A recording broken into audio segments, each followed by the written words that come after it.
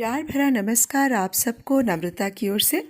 आज मैं आप सबके लिए मालती जोशी जी द्वारा लिखित एक कहानी अतृप्त आत्माओं का देश लेकर आई हूँ। यदि आपको मेरा चैनल और कथावाचन पसंद आता है तो प्लीज़ मेरे इस चैनल को लाइक, सब्सक्राइब और शेयर कर लीजिएगा और बेल आइकन ज़रूर दबा लीजिएगा, जिससे आपको मेरी आने वाली कहानियों के नोटिफिकेशंस मिलते रहें।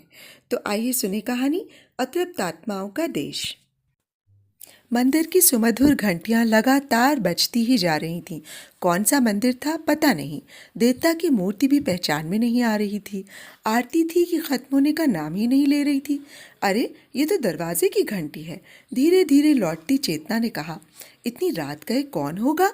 फिर एहसास हुआ कि यह तो सिरहाने रखा फ़ोन खनखना रहा है। रिसीवर उठाते हुए बगल में रखी घड़ी पर नज़र डाली। 2:45 बज रहे थे। मेरा दिल बुरी तरह से धड़क रहा था। कांपती आवाज़ में पूछा, कौन? भाभी, मैं छाया बोल रही हूँ। छाया? मेरी तो धड़कन ही रुक गई। सब खैरियत तो है? सब समाप्त हो गया भाभी, आप बस आ जाओ, उसने सपाट स्वर में कहा। रिसीवर मेरे हाथ से छूट गया। उसे उठाकर यथास्थान रखते हुए इन्होंने कहा, चलें। मुझे भान हुआ कि ये मेरे साथ ही जाग गए थे और मेरा चेहरा देखकर उन्होंने बिना कहे ही सब जान लिया था। हम दोनों ने पैरों में चप्पल डाली, कंधे पर शॉल डाला और रात के कपड़ों में ही चल पड़े। जाना कहाँ था। अपना दरवाज़ा खोलते ही सामने छाया का दरवाज़ा था। छाया हम लोगों की प्रतीक्षा में दरवाजे पर ही खड़ी थी। चुपचाप हमें भीतर बेडरूम में लिवा ले गई। यहाँ डॉक्टर कुमार का शरीर निष्पंद निष्प्राण पड़ा हुआ था।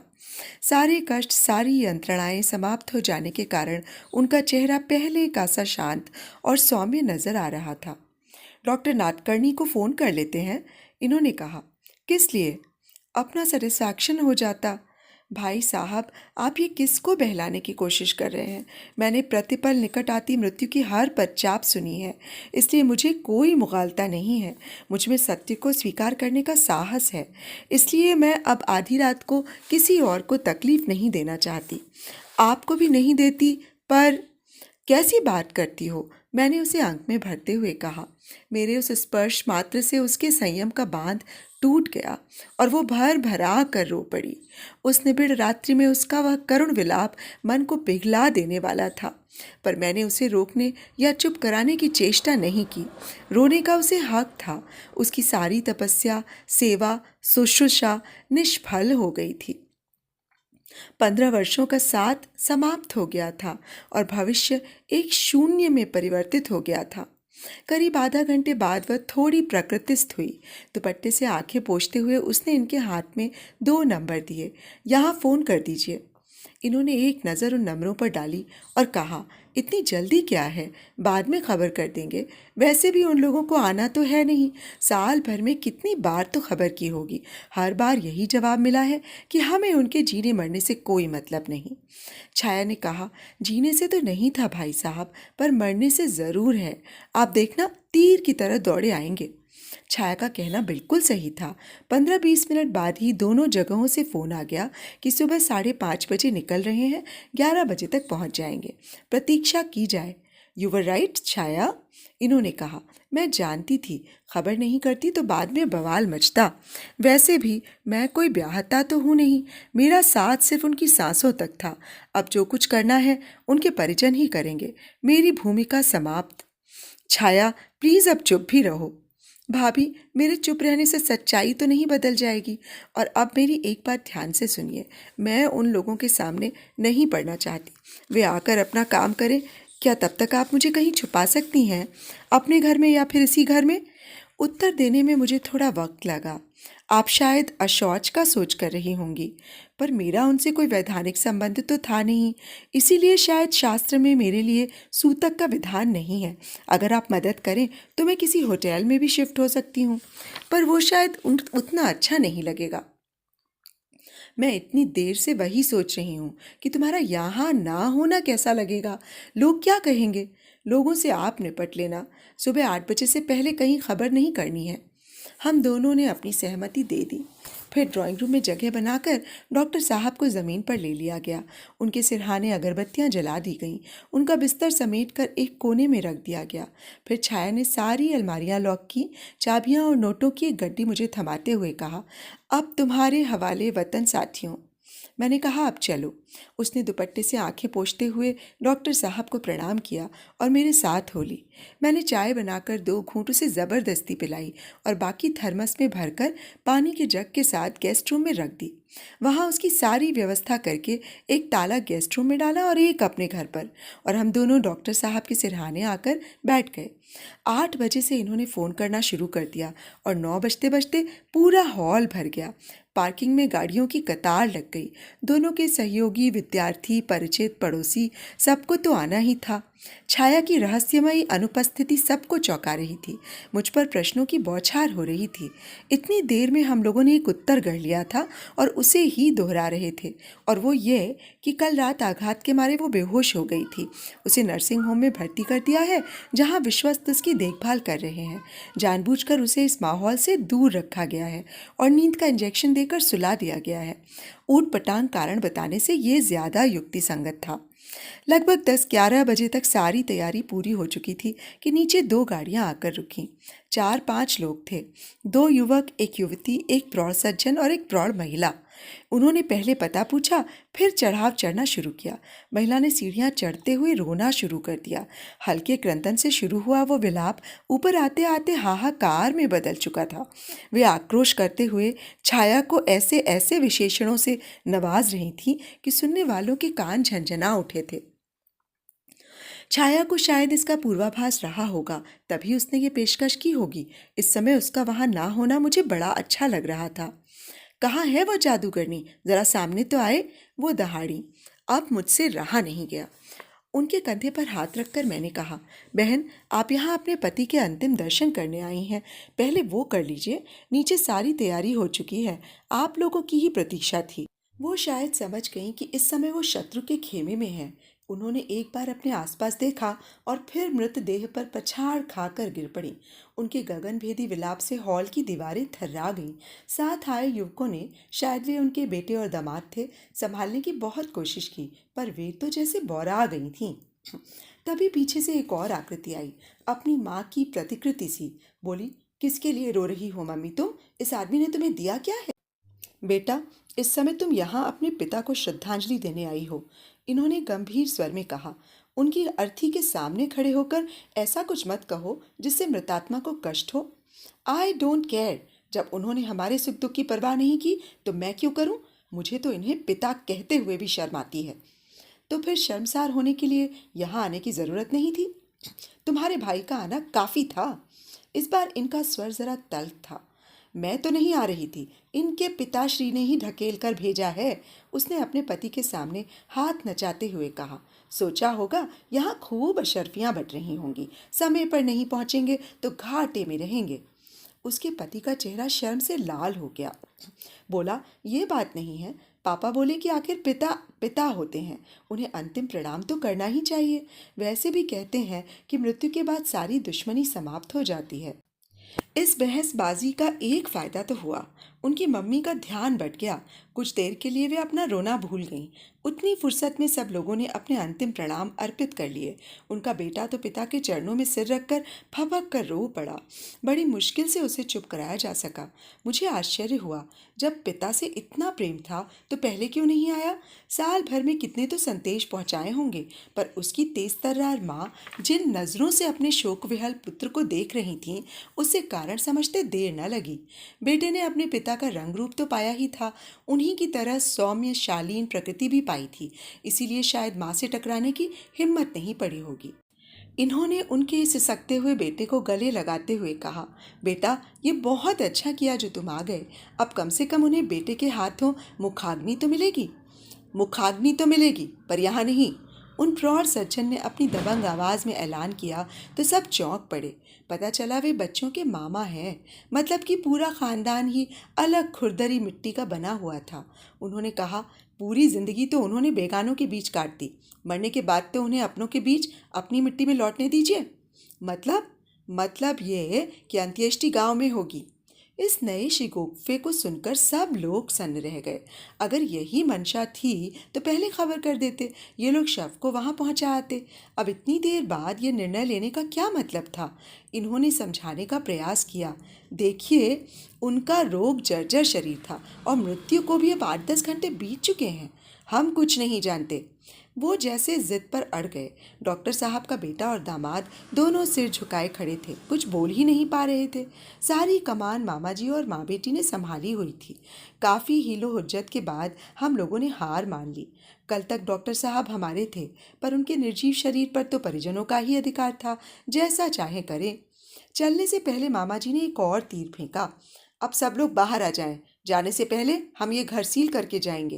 हिसाब किताब जो भी होगा तिरही के बाद आकर करेंगे। अब मुझे भी ताव आ गया। मैंने दबंग आवाज में कहा, ये घर डॉक्टर कुमार का नहीं, छाया का है। इसे सील करने का आपको कोई अधिकार नहीं है। हिसाब किताब के लिए आपको जब भी आना हो, आपका स्वागत है। यहाँ शरीफ लोग बसते हैं, चोर चक्के नहीं। इसीलिए आपको किसी तरह की हेराफेरी की आशंका नहीं होनी चाहिए। मामा जी ने एक बार मुझे आग्नेय नेत्रों से घूरा और फिर एकदम कमरे से बाहर हो गए। उसके बाद एक एक करके सभी लोग सीढ़ियां उतरने लगे। साश्रु नयनों से हमने डॉक्टर साहब को विदाई दी। यूं तो हर मृत्यु अपने साथ दुख और शोक लाती ही है, पर अपने आप को इतना असहाय और निरुपाय कभी नहीं पाया था। पहली बार ये अनुभव हुआ। उन लोगों के जाने के बाद एक भयावह सन्नाटा पसर गया था। मन एकदम सुन्न हो गया। पर इस समय मन के लाड़ करने का समय नहीं था। छाया का बिखरा घर निमंत्रण दे रहा था। छाया की कुछ कुलीग्स और बिल्डिंग की 2-3 महिलाओं को मैंने अनुरोध करके रोक लिया और पूरे घर की साफ सफाई कर डाली। सीढ़ियों को भी धो पोंछ कर चमका दिया। कई लोगों को छाया की जिंदगी के इस पहलू की जानकारी ही नहीं थी। डॉक्टर साहब की पत्नी और परिजनों को देखकर वे लोग आश्चर्यचकित थे। उत्सुकता उनके चेहरे से फूटी पड़ रही थी, पर मौके की नजाकत को देख वे कुछ पूछ नहीं पा रहे थे। मैंने भी उनकी जिज्ञासा को हवा नहीं दी। कम से कम आज तो उस विषय पर चर्चा करना मुझे अच्छा नहीं लगा। सब काम निपटाते हुए दोपहर के 3 बज गए। उसके बाद मैंने सधन्यवाद सबको विदा किया। उन लोगों के जाने के बाद ही मैंने अपने घर का ताला खोला। नहा धोकर पहले मैंने चाय बनाई, इनको दी और फिर गेस्ट रूम का ताला खोला। छाया को देखा तो मेरे पांव दरवाजे में ही जम गए। इन 8-10 घंटों में वो जैसे 8-10 साल बुढ़ा गई थी। चेहरे का सारा रक्त जैसे किसी ने सोख लिया था। एक असहाय भाव उसके चेहरे पर छा गया। सांत्वना के, संवेदना के सारे शब्द मैंने बीच में ही गटक लिए। चाय की प्याली उसके सामने रखकर मैं चुपचाप बाहर चली आई। समय की उसे भी दरकार थी, मुझे भी। 2-4 दिनों बाद वो थोड़ी नॉर्मल हो पाई। चेहरे का रंग भी धीरे धीरे लौटने लगा था। उसकी जिद के बावजूद मैंने उसे घर नहीं जाने दिया। उस सूने घर में उसे भेजते मेरा दिल कांपता था।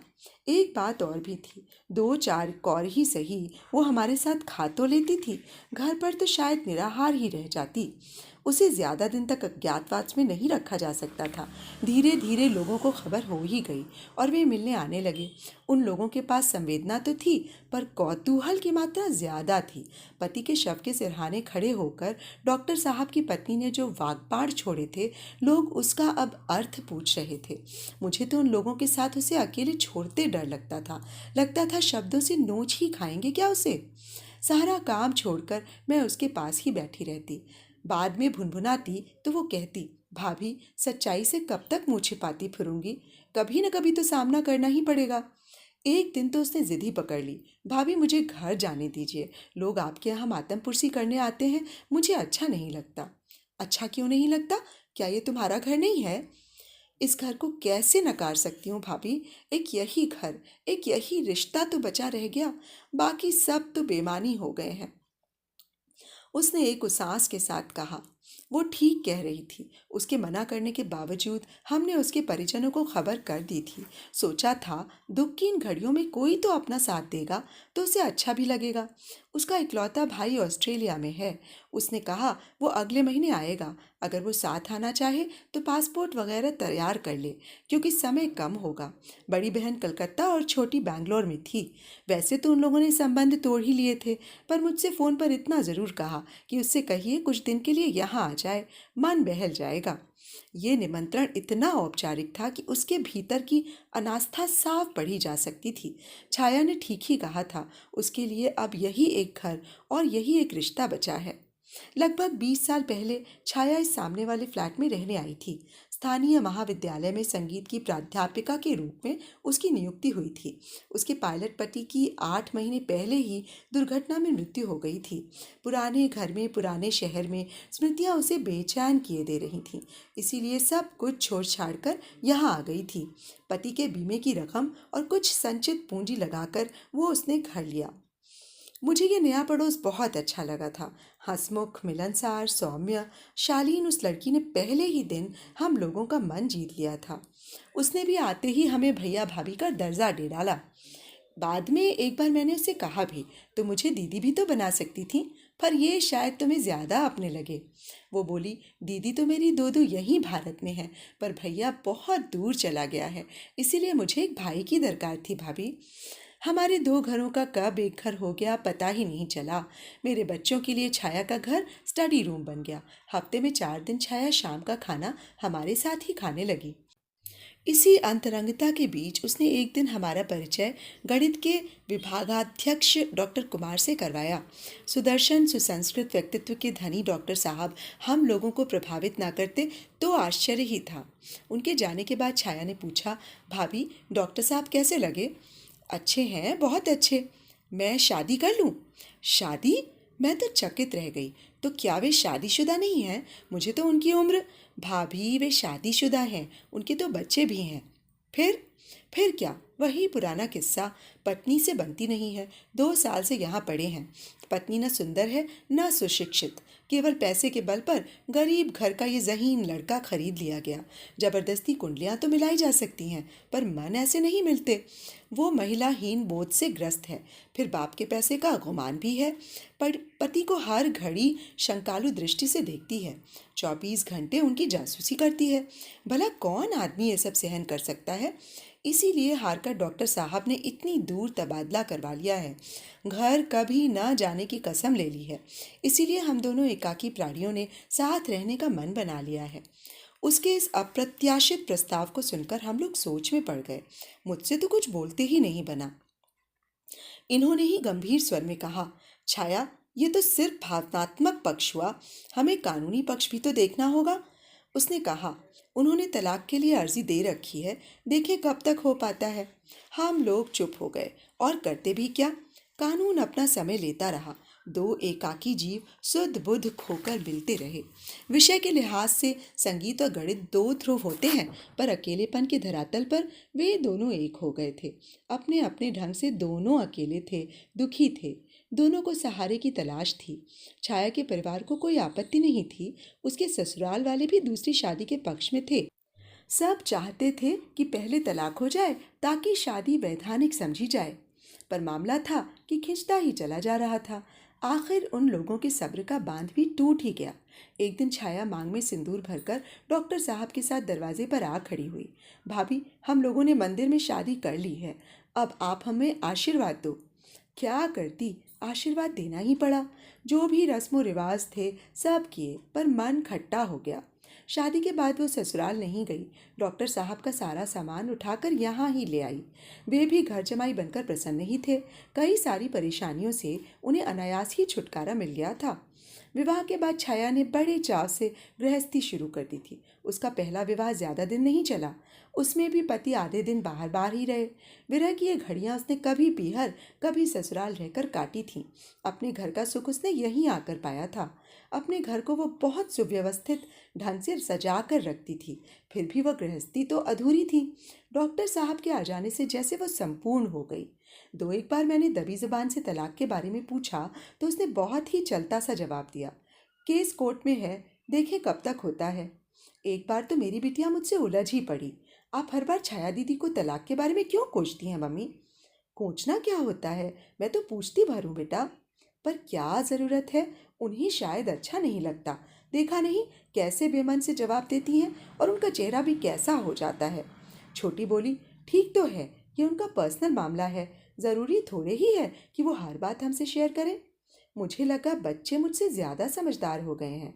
लाख अपनत्व के बावजूद थे तो हम पड़ोसी ही, एक औपचारिक दूरी तो रहनी ही थी ना। इस रिश्ते के बाद उसके अपनों ने उससे संबंध तोड़ लिए थे, पर इस तरह का कठोर निर्णय हम नहीं ले सकते थे। हमारे संबंधों में खटास लाने के लिए ये कारण पर्याप्त नहीं था, बल्कि अपनों से कट जाने के बाद वो हम पर ज़्यादा ही निर्भर हो गई थी। मेरी बेटियां तो जैसे उन दिनों उसकी संरक्षिका ही बन गई थीं। उस अल्हड़ उम्र में इस तरह का रोमांस बच्चों को वैसे भी प्रभावित करता है। फिर इतने दिनों का संग साथ जो था, अब तो दोनों शादी करके बाहर चली गई हैं, पर खबर लगते ही दोनों के फोन आ गए थे। दोनों ने छाया को साग्रह निमंत्रण दे डाला था। इस गांधर्व विवाह के बाद लोक व्यवहार में वह भले ही मिसेस कुमार बन गई हो, पर सरकारी नौकरी पर छाया गौतम ही बनी रही। घर उसके ही नाम रहा। जब भी शासन से आपत्ति आई, बता दिया गया कि कुमार साहब पेइंग गेस्ट हैं। मुझे हमेशा ये डर बना रहा कि डॉक्टर साहब की कर्कशा पत्नी किसी दिन दरवाजे पर आकर तमाशा न खड़ा कर दें, पर उन्होंने पति को इतनी भी तवज्जो नहीं दी, उन्हें अपने ही हाल पर छोड़ दिया। उनकी एक ही जिद थी कि तलाक नहीं देंगी, सो उन्होंने नहीं ही दिया। पिछले वर्ष डॉक्टर साहब गंभीर रूप से बीमार हुए। फेफड़े के कैंसर बताया गया। अत्यधिक सिगरेट पीने का परिणाम था ये। अपने एकाकी क्षणों में उन्होंने जो सिगरेट पकड़ी थी, वो छाया के साथ पाकर भी नहीं छूट पाई। छाया शायद साधिकार उनसे छोड़ने के लिए कह भी नहीं सकी। बीमारी के दौरान उनका मन बार बार बच्चों को देखने को हो रहा था। छाया ने 2-3 बार फोन किया, एक आध बार हमसे भी करवाया। हर बार यही उत्तर मिला, अब हमें उनके जीने मरने से कोई मतलब नहीं, कृपया परेशान न करें।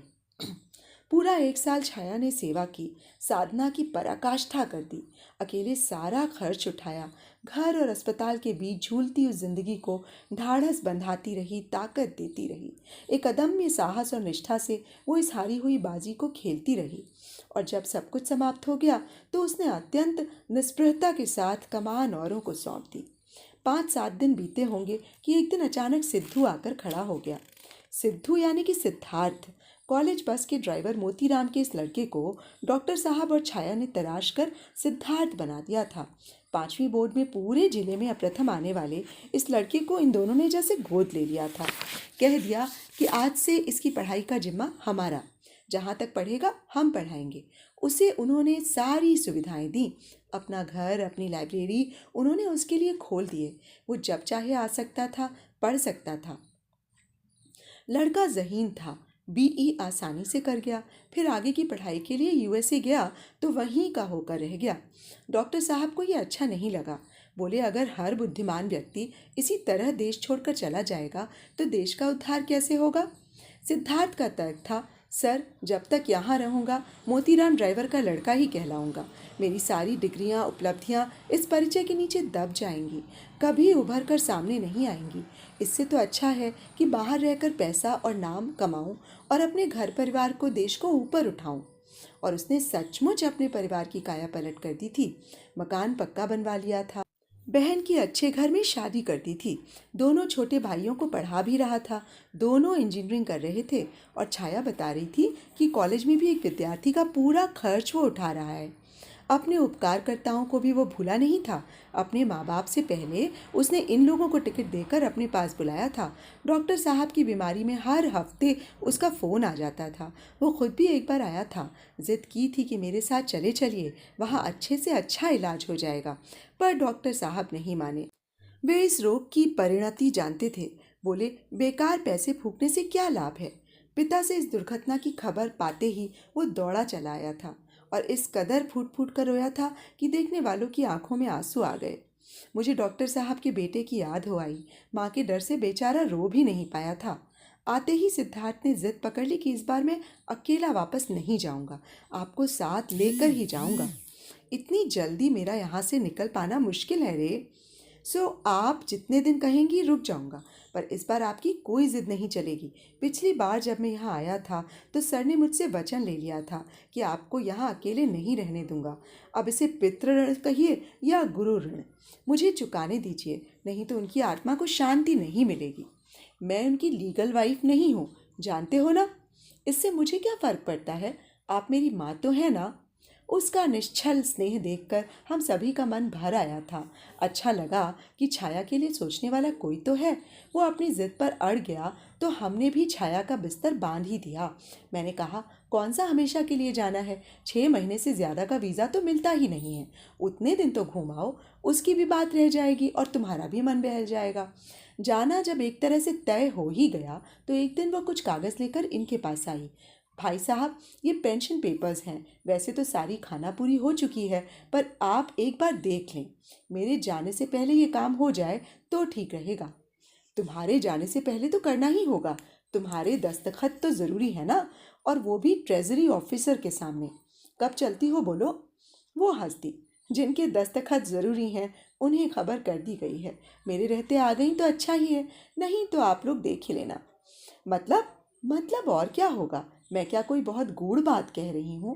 पेंशन तो उनकी पत्नी को ही मिलेगी ना, और उनकी पत्नी मैं नहीं, गायत्री देवी हैं। आप सब जानते हैं। पत्नी का कौन सा कर्तव्य उन्होंने निभाया है? मैंने तुनक कर कहा। हम तुम ऐसा सोचते हैं भाभी, पर शासन तो वही करेगा ना जो वैधानिक हो। ये तो तुम्हारे साथ बड़ा धोखा हुआ, अन्याय हुआ। धोखा तो तब होता भाभी जब मुझे अंधेरे में रखा जाता। यहाँ तो डे वन से सारी बातें दिन के उजाले की तरह स्पष्ट थीं। मुझे तो सब पता था ना। मुझे जब एहसास हो गया कि इस बीमारी से वे उबर नहीं पाएंगे तो मैंने उनसे कहा कि वे अपने हाथों से सारे कागज़ तैयार करके ही जाएं। जिसको जो देना है वो भी सब तय करके जाएं। मैं चाहती थी कि मरते समय उनके मन पर कोई बोझ ना हो, कोई अपराध बोध ना हो। वे निश्चिंत मन से इस संसार से विदा लें। उसकी निस्पृहता की मैंने मन ही मन दाद दी, पर सोच रही थी कि जाते हुए डॉक्टर साहब क्या सचमुच निश्चिंत थे? छाया को लेकर उनके मन में कोई अपराध बोध नहीं था। एक दिन दोपहर उसने मुझे आवाज़ दी।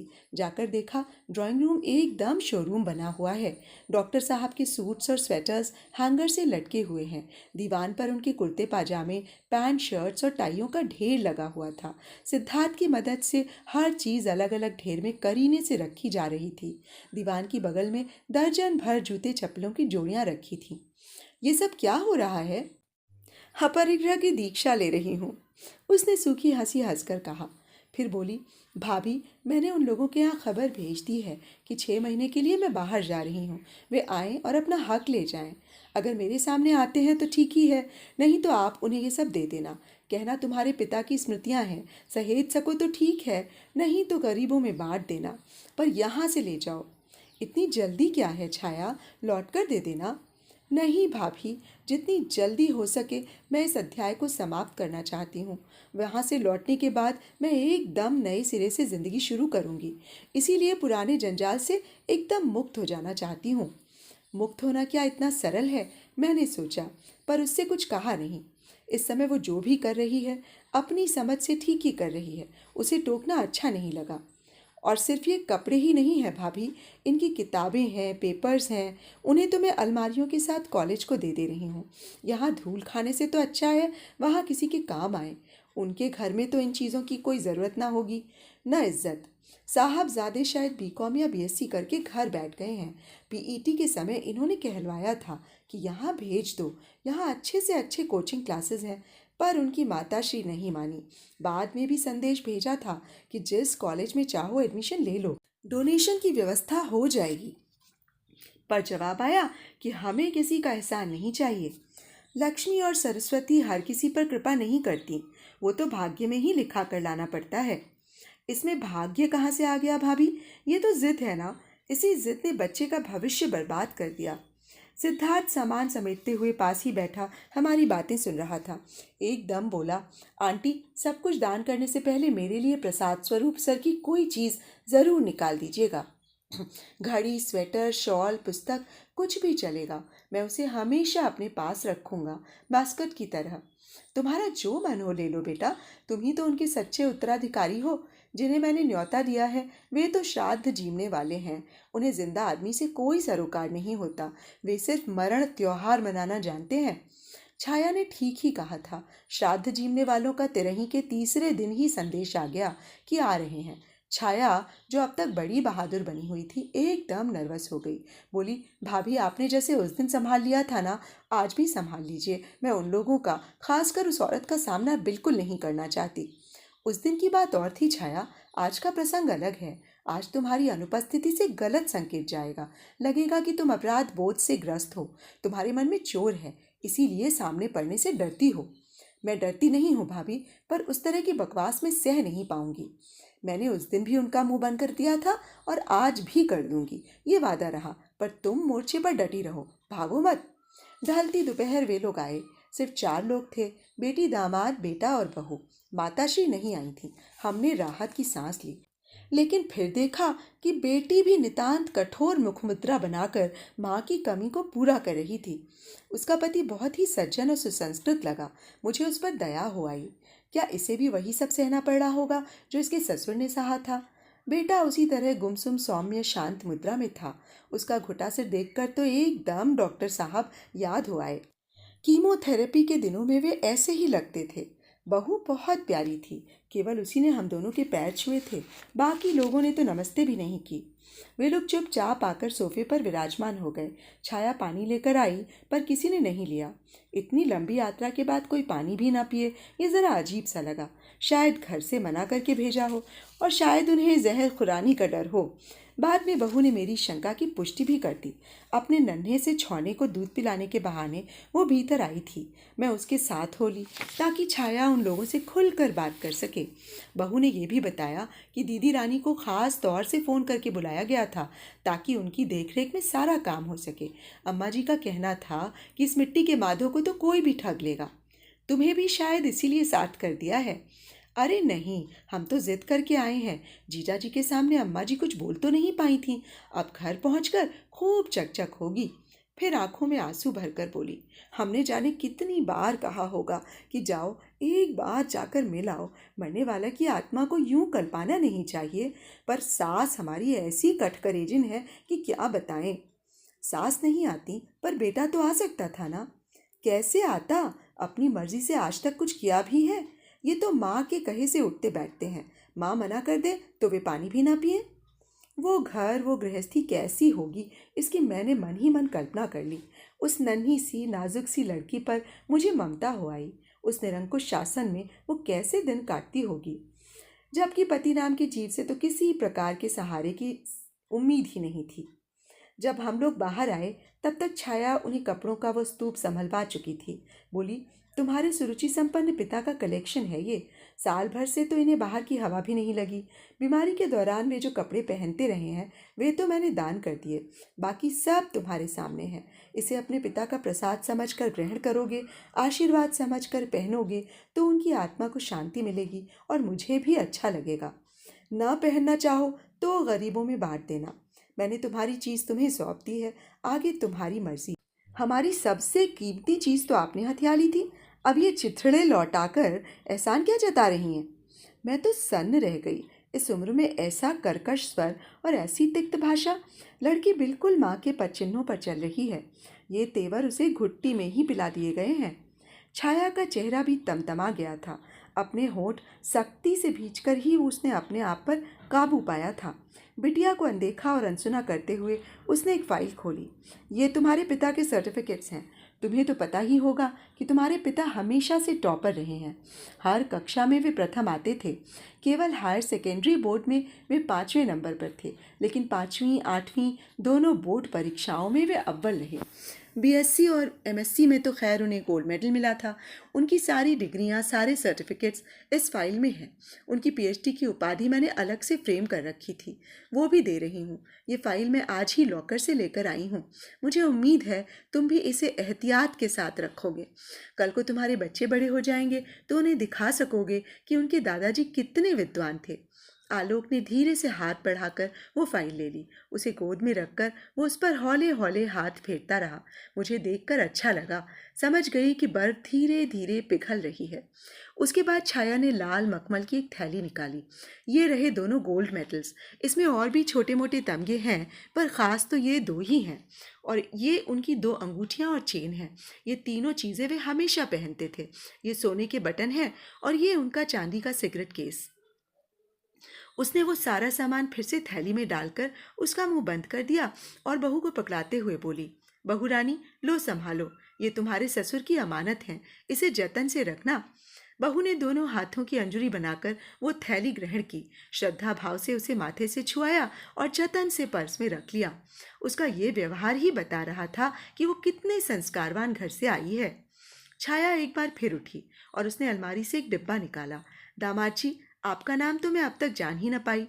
वैसे तो शचिंद्र नाम है मेरा, पर सब लोग सचिन ही कहते हैं, आप भी वही कहिए। तो सचिन जी, ये आपके ससुर जी की आपके लिए भेंट है। उनकी बड़ी हसरत थी कि आपको अपने हाथ से पहनाते, पर उन्हें तो शादी में आने की ही मनाही कर दी गई। अब आप उनकी इस इच्छा को पूरी करें। छाया ने डिब्बा खोला। सुनहरी चमचमाती घड़ी थी। उसका पट्टा भी निखालिस सोने का था और डायल के चारों ओर नग झिलमिल कर रहे थे। जैसे ही छाया ने डिब्बा आगे बढ़ाया, अदिति ने पति का हाथ पकड़ लिया। बिल्कुल मत छूना, हमें यहाँ की कोई चीज़ नहीं चाहिए। मैं यहाँ सिर्फ सुपरवाइज करने आई हूँ। जिस आदमी को बाप कहते मुझे शर्म आती है, उसकी कमाई की फूटी कौड़ी भी मैं नहीं लूँगी। बोलते समय उसके स्वर से ही नहीं, चेहरे से भी नफरत टपक रही थी। तुमने शायद उस दिन भी ये बात कही थी कि उन्हें बाप कहते तुम्हें शर्म आती है। मुझे लोगों ने बताया था। छाया ने शांत स्वर में कहा। हाँ, और मैं 1000 बार ये बात कह सकती हूँ। मैंने ही उन्हें शादी में आने से मना किया था। अगर वे कन्यादान करते तो मेरा मंडप से उठ जाना तय था। अदिति प्लीज, आलोक और सचिन ने एक साथ कहा। क्यों, तुम्हें क्यों मिर्ची लग रही है? आलोक, उसे रोको मत, बोलने दो। उसके मन का गुबार एक बारगी निकल जाने दो, तभी वो हल्का महसूस करेगी। छाया ने कहा, लेकिन अदिति, मरने वालों की ओर से एक बात तुम्हें बताना चाहूंगी। तुमने उन्हें कन्यादान तो नहीं करने दिया, पर पुण्य शायद उनके खाते में ही गया होगा। क्यों, कैसे? इस शादी के लिए पूरे 5 लाख का चेक उन्होंने काटा था। तुम्हारे मामा जी खुद लेकर गए हैं। 5 लाख? सबकी आंखें आश्चर्य से फट पड़ी थीं। सचिन तो एकदम सनक ही गया। क्या बात करती हैं? क्या वो 5 लाख की शादी थी? ऐसी कंगली शादी तो मेरे खानदान में किसी की नहीं हुई होगी। हद दर्जे की बदइंतजामी थी। कुल जमा 50 बाराती थे, पर उनका भी ठीक से स्वागत सत्कार नहीं हो सका। ना ढंग का खाना था, ना जनवासा। अपनी बिटिया को जो कुछ भी दिया हो, पर मुझे तो सगाई की अंगूठी को छोड़कर कुछ भी नहीं मिला। मेरे भाइयों की शादी में चांदी के डिनर सेट आए थे। बारातियों को चांदी के गिलास मिले थे। तीनों भाइयों को ससुराल के 4 व्हीलर्स मिली हुई हैं। घर में जब भी मेरी शादी का जिक्र होता है, मैं शर्म से गड़ जाता हूँ। हर बार बस यही राग अलापा गया कि लड़की के पिता अलग हो गए हैं, इसलिए अब जो भी जैसा भी बन पड़ा है उसे स्वीकार कीजिए। 5 लाख कुछ होते हैं आंटी? मेरी समझ में नहीं आ रहा कि वे गए कहाँ। यह तो तुम पूज्यनीय मामा जी से ही जाकर पूछना बेटा। वे ही आकर तंग दस्ती का रोना रो गए थे। खैर, उन बातों को अब भूल जाओ। जो कुछ हो गया उसे अब बदला तो नहीं जा सकता ना। बस तुम मरने वाले की इच्छा का थोड़ा सा मान रख लो। ये घड़ी ले लो। सचिन ने चुपचाप वो घड़ी ले ली। अदिति देखती रही, कुछ बोली नहीं। 5 लाख वाली चोट जितनी आकस्मिक थी, उतनी ही जबरदस्त। वो एकदम हतप्रभ रह गई थी। उसके तेवर ढीले पड़ गए थे। और अब ये आखिरी काम। छाया ने एक और फाइल निकालते हुए कहा, ये पेंशन के कागजात हैं। सारी फॉर्मेलिटीज़ पूरी हो चुकी हैं, पर तुम्हारी माँ के हस्ताक्षर बहुत ज़रूरी हैं। वो भी ट्रेजरी ऑफिसर के सामने करने होंगे। जब भी वे आना चाहें, उन्हें ले आना। घर की चाबी भाभी के पास रहेगी। तुम लोग चाहो तो निसंकोच यहाँ रुक सकते हो। और ये तुम्हारे पापा की पासबुक है। 2-3 बैंक्स में खाते हैं, चाहे उन्हें अपने तुम नाम करा लो और या मम्मी के। और हाँ, सेंट्रल बैंक वाली पासबुक में तुम्हें 5 लाख के चेक का हवाला भी मिल जाएगा। एक बात और कहना चाहूँगी, फिर कभी शायद कहने का मौका ना मिले। वो ये कि एक बात अच्छी तरह समझ लो कि मैंने तुम्हारे पिता को नहीं छीना था। जब मेरी उनसे मुलाकात हुई, उन्हें घर छोड़े 2 साल हो गए थे। ये अकेलापन ही था जो हम लोगों को पास खींच लाया था। मेरा अकेलापन विधाता की देन थी, पर उन्हें तो उनके अपनों ने ही ये दर्द दिया था। दोष किसका था, इसकी चर्चा करने का अब कोई फायदा नहीं, ना हमें अधिकार है। पर ऐसे मामलों में नुकसान हमेशा बच्चों का होता है। माँ बाप की गलतियों का खामियाजा बच्चे ही भुगतते हैं। तुमने भी उसे भुगता है। इस असहज वातावरण में पलने के कारण ही अदिति इतनी गुस्सैल है, और आलोक, तुम इतने अबोले हो। कच्ची उम्र में तुमने सिर्फ अपने पापा को ही नहीं खोया, बल्कि उसके साथ बहुत कुछ खो दिया। जिस पर तुम्हारा हक था, जो तुम्हें आसानी से प्राप्त हो सकता था, वो भी तुम्हें नहीं मिला। नदी किनारे तुम प्यासे रह गए। तुम्हारे पिता के पास ज्ञान का अथाह भंडार था। कितने लोग उनकी छाह में बैठकर तर गए, पर तुम्हारी झोली खाली ही रह गई। ये भाग्य की विडंबना ही तो है। उनके मन में स्नेह का अक्षय उत्स था, वो जिस तिस पर लुटाते रहे। ये उन्हीं के पुण्यों का फल है जो इस दुख की घड़ी में मेरे साथ कितने लोग हैं। ये पागल लड़का सिद्धार्थ, इसे मैंने जन्म नहीं दिया, पर मुझे विश्वास है कि ये जीवन के अंतिम क्षणों तक मेरी सेवा करेगा। वो तो डॉक्टर साहब का भी इलाज कराने के लिए अमेरिका ले जाना चाहता था, पर वे गए ही नहीं। शायद उनके मन में तुम लोगों को देखने की हसरत रही होगी, जो पूरी नहीं हो सकी। मैंने देखा सबकी आंखें भीग रही हैं। ये सोचकर अच्छा लगा कि जाने वाले को 2 बूंद आंसुओं का अर्घ्य तो मिला। इस बीच में चाय भी बनाकर ले आई थी, जो सबने चुपचाप ले ली। इस बार कोई विकल्प मन में नहीं उठा। वे लोग जाने के लिए उठ खड़े हुए। आलोक ने प्रणाम किया। उसकी बहू तो फपक कर रो ही पड़ी। छाया ने अंक में भरकर उसे सांत्वना दी थी। वे लोग चलने लगे तो छाया को पता नहीं क्या सूझी। 1 मिनट, उसने सबको रुकने का इशारा किया।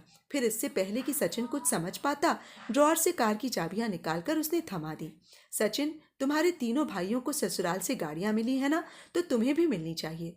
तुम्हारे ससुर भी राजा आदमी थे। हाँ, गाड़ी जरा पुरानी जरूर है, हमारी तरह। बेचारा सचिन शर्म से लाल हो गया। ये आप क्या कह रही हैं आंटी जी? मेरा मतलब ये नहीं था। मैं तो खुद अपनी गाड़ी लाया हूँ। तुम्हारा मतलब जो भी रहा हो, मेरा मतलब बिल्कुल साफ है। अब मैं 6 महीने बाहर रहूंगी तो गाड़ी गैरेज में पड़े पड़े जाम हो जाएगी। इससे अच्छा है थोड़ी बहुत चलती रहे, लौटकर जब ज़रूरत होगी मांग लूंगी।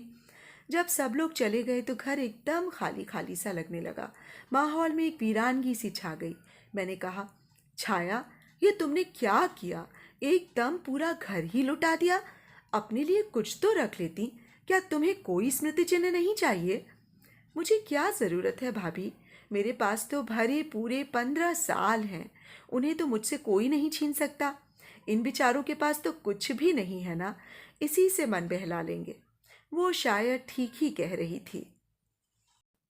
तो अभी आप सुन रहे थे मालती जोशी जी द्वारा लिखित एक कहानी अतृप्त आत्माओं का देश। आप सबको मेरा कथावाचन कैसा लगा, कमेंट बॉक्स में अवश्य ही बताइएगा। आप सबने इतना समय दिया इस कहानी को सुनने के लिए, उसके लिए बहुत सारा धन्यवाद। तो अब मुझे इजाज़त दीजिए। आप सबका दिन बहुत शुभ हो। नमस्कार।